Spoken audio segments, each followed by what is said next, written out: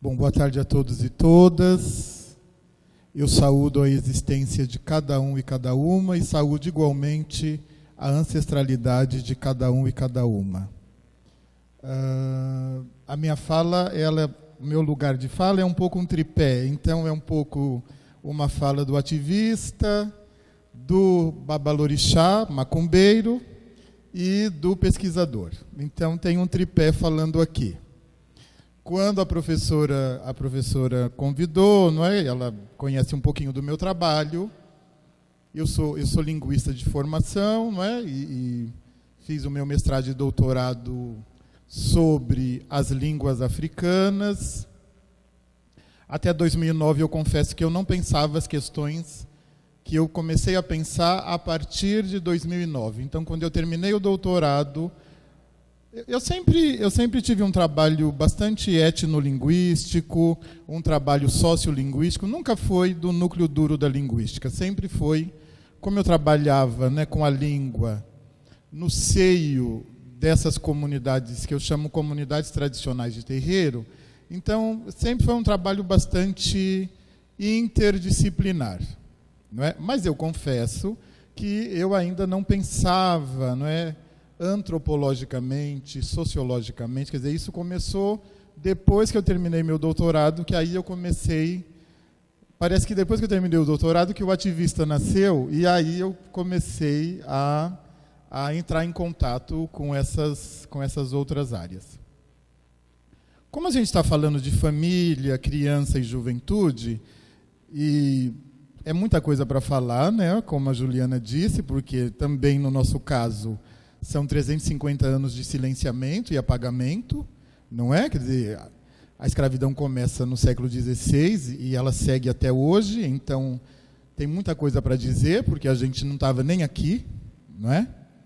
A gente não estava nem aqui, só nos últimos 15 anos que nós começamos a ocupar esses lugares, então a gente está desesperado para falar. Mas, não é? O tempo ocidental também não ajuda, e é diferente do tempo africano, porque, na verdade, o homem não está para o tempo, é o tempo que está para o homem nas comunidades tradicionais africanas, não é?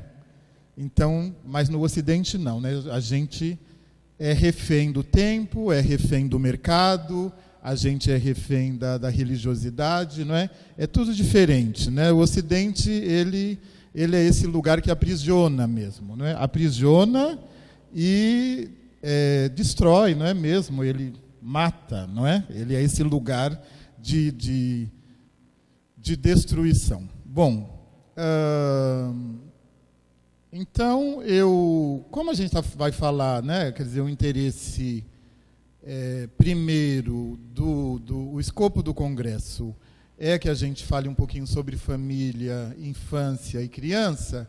Então, eu fiquei pensando, eu tenho trabalhado sobre valores civilizatórios. Não é? Eu tenho já desenvolvido uma pesquisa sobre valores civilizatórios. Então, eu pensei em trazer, não é, o que eu estou chamando de valores civilizatórios nessas comunidades tradicionais de terreiro. Não é? Quer dizer, por quê? Porque é claro que a família, a criança e a juventude se organiza em torno desses valores civilizatórios. Quer dizer, os valores civilizatórios existem e essas famílias acreditam nesses valores civilizatórios e elas se organizam em torno desses valores civilizatórios. Esse é a primeira parte da pesquisa, porque haverá uma outra parte, que é uma segunda parte, que, a partir do mapeamento dos valores civilizatórios, eu vou verificar as distorções dos valores civilizatórios pelo que eu chamo de colonialismo. E eu chamo de colonialismo porque o ismo é uma doença mesmo, né, que não é coisa boa. Colonização não é coisa boa, né? Colonização é alguma coisa, efetivamente, que destrói outra para, inclusive, poder praticar o que a gente chama de etnocentrismo, né? Quer dizer, eu sou superior, porque o outro sempre tem tribo, eu tenho comunidade, não é? O outro, eu tenho religião, o outro tem ritual ou crença, não é? eu tenho alma, o outro tem o demônio. É sempre assim, né? O colonizador, ele trabalha com esses campos semânticos dicotômicos, justamente para inferiorizar aquele que ele colonizou, não é? Eu quero abrir a minha fala com um mantra. Eu sempre coloco, deixa eu ver se está aí. É o Exu, Exu, Exu. O Exu, professor. Eu sempre coloco, isso aqui para mim é um pouquinho mantra, até para a gente poder sobreviver diante dos tempos atuais, não é? Então, esse poema é um poema de uma divindade primordial, Exu, e Exu faz o erro virar acerto e o acerto virar erro. Quando sentado, sua cabeça bate no teto. De pé, não atinge sequer a altura do fogareiro. Exu transporta numa peneira o azeite que comprou no mercado e o azeite não escorre dessa estranha vasilha. Exu matou um pássaro ontem com a pedra que somente hoje atirou. Quando zangado, Exu pisa na pedra e ela sangra. Esse eu considero um primeiro valor civilizatório dessas comunidades terreiro. Por quê? Porque elas acreditam que a humanidade existe e habita a contradição, não é? Então, é uma comunidade que não se organiza em torno de verdades absolutas, não é? Em torno de dogmas, porque o seu principal orixá, não é? Divindade, é Exu, e ele está aqui falando, né? Olha quem eu sou. E também essas comunidades acreditam que todos nós temos Exu dentro de nós, não é? Então todos nós somos uma eterna contradição. E que bom, não é? Que bom que podemos ser, que bom que podemos ser, não é? Eu vou correr, né? Porque a gente precisa dar uma corridinha, porque sabe como que é professor, a gente quer falar tudo que existe no mundo. Então, passa para mim, por favor, professor.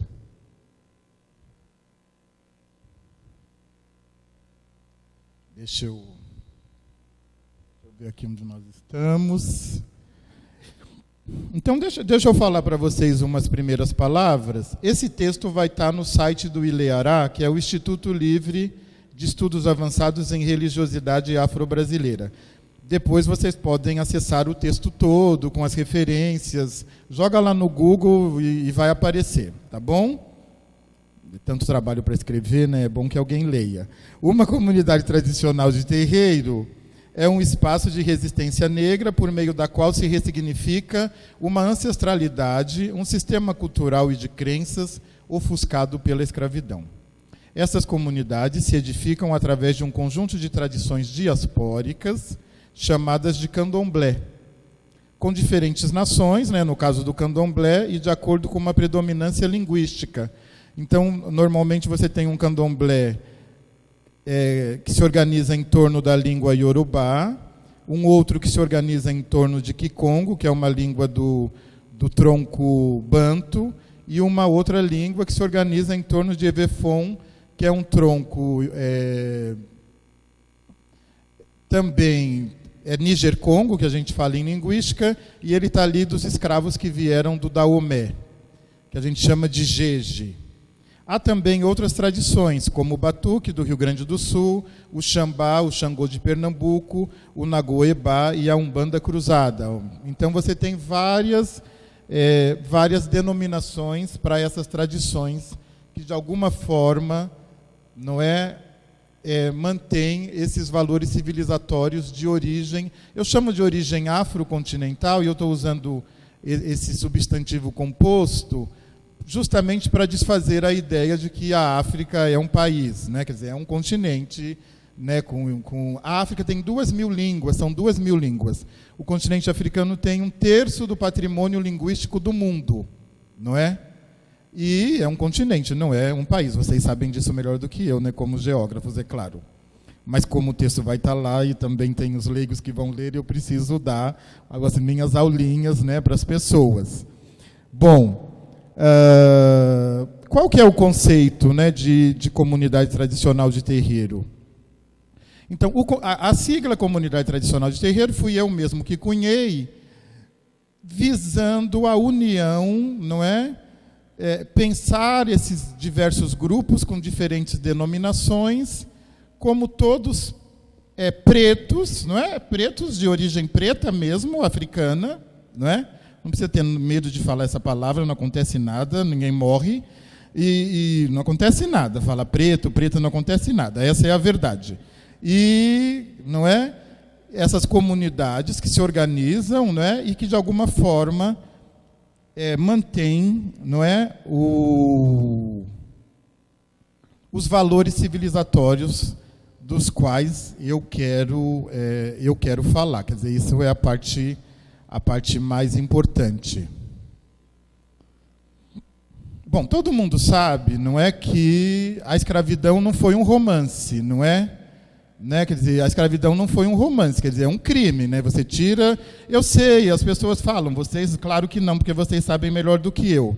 Não, tinha escravidão no continente africano. Tá, mas lá era plantation, lá era hipoteca, era outro sistema, não é? Quer dizer, é diferente de eu tirar você da sua casa, levar para a minha, te estuprar, te bater, não é? Te enforcar. É diferente, né? Quer dizer, me parece que isso é muito diferente, né? Quer dizer, uma coisa, você tira 5 milhões de pretos e pretas do continente africano, você joga no navio, a viagem é de 1 ano, alguns morrem e ficam lá feito carniça, outros são lançados ao mar, né? Então a gente precisa parar de romantizar a escravidão. Né? A escravidão é um crime, ela foi um crime. Né? Quer dizer, precisamos parar de romantizar, porque fala holocausto, as pessoas choram, fala escravidão, elas dão gargalhada. Como é que pode isso? Não é? Não, a escravidão é tão criminosa quanto o holocausto. Ora, se você tira as pessoas do continente, mesmo se tivesse lá o mesmo tipo de escravidão, você não pode pegar as pessoas. Como é que você pega as pessoas de lá? Não é? E traz, não é? E as violenta, e estupra suas mulheres, e seus reis e rainhas, e os artesãos, e os ferreiros, e rouba seu nome, e rouba sua cultura, e lhes cristianiza, não é? Mas esses são crimes, inúmeros crimes, né, que são praticados. Desculpa, mas eu não posso deixar de falar isso. Aí é o ativista, e essa parte eu não posso pular. Tem que ficar registrado. As comunidades tradicionais de terreiro com valores civilizatórios de origem afrocontinental. Será que a gente pode pular lá para os valores, que eu acho que vale a pena dar uma olhadinha? Não, volta no 1, por favor, professor. Isso. Acho que um primeiro valor nos interessa, que é o valor Egbe. Ebé, em Yorubá, quer dizer família. É muito interessante esse valor civilizatório, porque, ao mesmo tempo que essa palavra em Yorubá quer dizer família, também é uma divindade. Então, ela também recebe culto. Então, você tem o nome família, e esse mesmo nome família dá nome a uma divindade que recebe culto. E o mais interessante é que essa divindade, ela recebe como oferenda a harmonia familiar, não é? Se você quer manter o que se chama axé, axé é força vital. Se você quer manter a força vital de Egbé, você precisa manter a harmonia. Ao manter a harmonia, você recebe a proteção de Ebé, não é? E aí você tem um círculo, não é? Por meio dessa crença. Um outro valor civilizatório muito interessante é Iuá. Iuá é uma outra divindade que é a esposa caráter. Tem aqui um poema que fala sobre Iuá. Eu vou ler em Yorubá, né? E nós estamos aí vendo a tradução. Enilori rerete koniwa, Iuá loma bori reje. Uma pessoa de bom ori é cabeça. Uma pessoa de boa cabeça, que não tenha caráter, irá arruinar o seu destino. Ireteodi, e o apelé locum aie, firó petilo oeni, odafum orumilá, tion ló, fio apelé. Um caráter gentil é como uma corda que nos segura. Deve permanecer em nossas mãos sem quebrar. Foi feito o jogo para Orumilá. Orumilá é o senhor do destino, o pai da adivinhação. Quando ele estava vindo para vencer na vida com o Iuá Pelé. Então, é um outro valor civilizatório o respeito ao caráter, não é? Respeitar o caráter. Eu estou, quer dizer, a minha pesquisa ela se centra sobre os valores civilizatórios, ainda sem as distorções, porque aí você vai ter o contato, não é, com a colonização, e você vai ter o contato com uma cultura, identidade, ideologia ocidental, e isso acaba distorcendo também esses valores. Mas eles estão, em certa maneira, mantidos nessas comunidades tradicionais de terreiro. Um outro valor fundamental é oró, oródundum. Oródundum é a boa palavra. Então, por quê? Porque a palavra, ela emana do Criador, não é? A palavra, para essas comunidades tradicionais de terreiro, é o próprio Criador lhe habitando. Então, dizer, e é muito interessante, porque dizer, não há dissociação entre dizer, entre pensar, dizer e fazer. Entendeu? Não há dissociação. Você pensou, já é palavra. Você disse, já é palavra. Você fez, já é palavra. Não é? E aí tem uma coisa interessante, porque tem um compromisso com a palavra e a negação da mentira. Tem um poema que diz o seguinte, o ebó é sacrifício, magia, feitiço, enfim. O ebó feito ao mentiroso é como uma cabaça de água derramada no rio. Quer dizer, não acontece nada. A água cai lá e não acontece nada. Entendeu? Então, o mentiroso, ele não recebe as bênçãos da natureza. Né? O mentiroso é um criminoso. Tem um outro poema que diz que Xangô é o orixá da justiça. E ele diz o seguinte, Xangô faz fogueira com os ossos do mentiroso. Porque os ossos do mentiroso, para Xangô, cujo arquétipo é justiça, é a própria lenha para fazer fogueira. Não é? Então, há um compromisso com a verdade. Tem um outro valor civilizatório muito interessante, olha, eu vou conseguir. A existência, eu vou conseguir dar conta do tempo ocidental. Eu não sou mais ocidental, tá? Eu estou aqui por necessidade. A existência. É verdade, nem estudar eu gostava, estudei porque era preciso. Enfim. Não, estou falando da verdade, eu não posso mentir, né? Estou falando, não é? A existência. Tem uma coisa muito interessante na língua que eu trabalho, que é Yorubá. Yorubá é da África Central, vocês vão pensar Nigéria, é isso mesmo, mas mesmo assim lá há muitas línguas, não são dialetos, né? Porque a gente tem língua, os pretos têm dialeto, os índios também não têm língua, tem dialeto, porque o outro é sempre menor. Então, como é que você, sobre a existência, isso é muito interessante, quer dizer, é semanticamente muito interessante. Como é que você pergunta para a pessoa em Yorubá como é que ela está? Você pergunta, Shealá Fiani, Shealá Fiani. O She é um modal como do inglês, o do you does, é a mesma coisa. Aláfia é uma palavra bem, paz, tudo bem, tudo ótimo. E o Ni é o verbo ser, estar. Então, Shealá Fiani. Então, estou perguntando como é que você está. Como é que você responde? Moa. É muito interessante essa resposta. Para a gente compreender, inclusive, como é que essa sociedade se pensa. Moa quer dizer eu existo. Então, eu pergunto como é que você está e você responde Moa, eu existo. Mo é o pronome de primeira pessoa, eu, e o a é o verbo existir, eu existo. Então não interessa como é que você está, se está bem, se está ruim, está feliz, está triste. Não. O que importa é existir. Não é? Quer dizer, isso diz muito semanticamente como essa comunidade se pensa. Eu trabalhei tanto, meu Deus, ali, tive que correr, deu tanta madrugada escrevendo, mas estamos aí. Mas vocês vão ler no site então, procura. Por favor, né? Deu trabalho para o Pretinho. Então, procura lá para dar uma lidinha.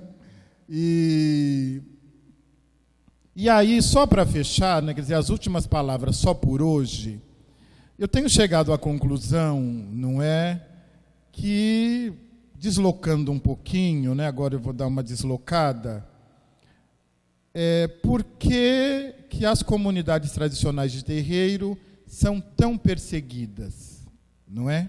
Por que nos perseguem? Né? Diante desses valores civilizatórios que não me parecem satânicos, pareceu para vocês? Não, né? Eu acredito que não. Não é? Ora, o primeiro ponto, é claro, tudo que é preto não presta. Não é? Sobretudo no Brasil. Brasil colônia, né? Que a gente está descobrindo a duras penas que ainda somos colônia. Não é? Somos colônia ainda, né? Tão conservadores quanto o próprio colonizador, né? Assustador isso. Esse é um ponto. O segundo ponto é que, desde lá de Exu, a própria controvérsia como valor civilizatório, e depois o respeito à palavra, e depois a negação da mentira, e depois tem um outro elemento que eu não falei para vocês, 1 minuto só, sobre as mulheres. A mulher da comunidade tradicional de terreiro foge totalmente do arquétipo judaico-cristão. No arquétipo judaico-cristão, só há 2 papéis para a mulher. Ou ela é mãe, ou ela é esposa. Fora disso, ela é puta. Né? Ela não vale nada. Né? Na ideologia judaico-cristã, ou ela é mãe, ou ela é esposa. E a mulher na comunidade tradicional de terreiro, ela pode ser Oxum, sedutora, e ter vários homens. Ela pode ser Inhansã, guerreira, vento, tempestade. Ela pode ser uma amazona. Nós temos Otim, que é uma caçadora, inclusive ela rompe, né, com o clã dos caçadores. Nós temos uma deusa caçadora, que nem poderia ser, mas nós temos, não é? Nós temos Iemanjá, a mãe de inúmeros filhos peixes, não é? Então, eu acredito, né, que os valores civilizatórios dessas comunidades colocam em xeque os valores de uma outra comunidade, que é a nossa, que só aceita se você for cristão, branco e heteronormativo. É isso que eu tinha para dizer. Obrigado.